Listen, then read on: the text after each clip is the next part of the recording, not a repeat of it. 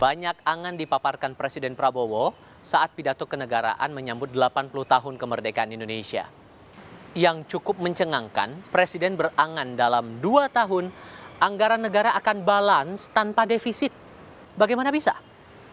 Saya Tifal Solesa, saatnya ulasan istana. Di hadapan anggota DPR, Prabowo bercita-cita anggaran pendapatan dan belanja negara akan nihil defisit. Setidaknya bisa tercapai pada 2027 atau 2028 mendatang. Salah satu caranya tetap menjalankan efisiensi anggaran. Pemerintah yang saya pimpin berjanji di hadapan majelis ini kami akan terus melaksanakan efisiensi sehingga defisit ini kita ingin tekankan sekecil mungkin. Dan adalah harapan saya, adalah cita-cita saya untuk suatu saat, apakah dalam 2027 atau 2008, saya ingin berdiri di depan majelis ini, di podium ini, untuk menyampaikan bahwa kita berhasil punya APBN yang tidak ada defisitnya sama sekali. Soal tindak lanjutnya, Menteri Keuangan Sri Mulyani bilang masih perlu melihat dinamika 2026. Pemerintah memastikan anggaran akan hati-hati dikelola. Untuk balance budget 2-3 tahun, kita lihat di 2026 dulu ya, belum mulai 2026 demikian 2-3 tahun, tapi saya melihat signal dari Presiden, jadi nanti kita juga akan siapkan sesuai tadi yang diharapkan. Tapi kita melihat setahap demi setahap, 2025 juga masih 4 bulan lagi, kita harus kawal, 2026 kita siapkan, dan kemudian direction yang dimintakan tadi oleh Bapak Presiden untuk suatu saat Indonesia balance budget, saya rasa itu adalah sesuatu yang nanti harus kita terus hitung dan nanti pasti dilaporkan kepada Presiden. Demikian ya. Analis ekonomi CSIS merasa target nihil defisit anggaran belum perlu. Pemerintah seharusnya fokus jaga stabilitas politik dalam negeri dan cari cara ambil penerimaan tanpa bebankan rakyat.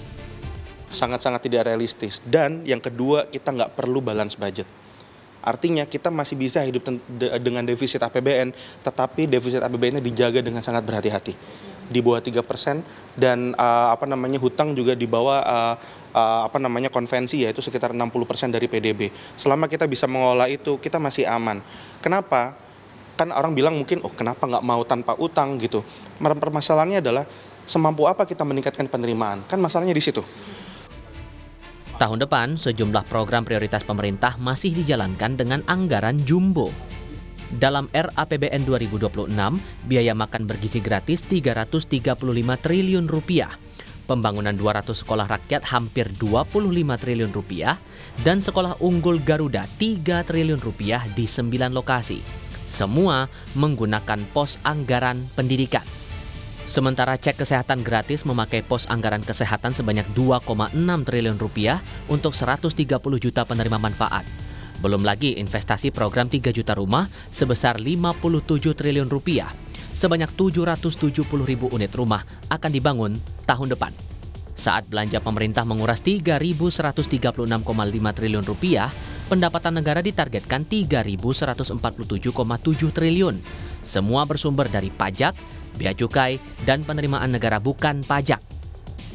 Di sisi lain, kenaikan pajak bumi dan bangunan marak di beberapa daerah. Seperti di Pati, Jawa Tengah yang berujung pemakzulan Bupati Sudewo, lalu protes warga Jombang, Jawa Timur yang membayar pajak dengan uang koin, hingga di Cirebon yang pajaknya melambung sampai 1000%. Direktur Kebijakan Publik Selios Media Wahyudi Askar menilai efisiensi pemerintah pusat membuat pemerintah daerah menaikkan pajak.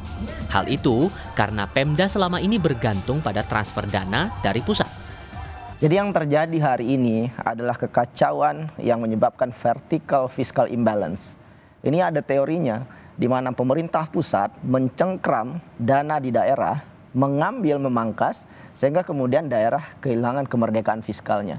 Desentralisasi fiskal kita hilang hari ini, daerah itu kan nggak bisa menolak ya kemarin ketika dipangkas. Artinya nerima saja? Nerima saja. Dan sebagian daerah mungkin saja diam.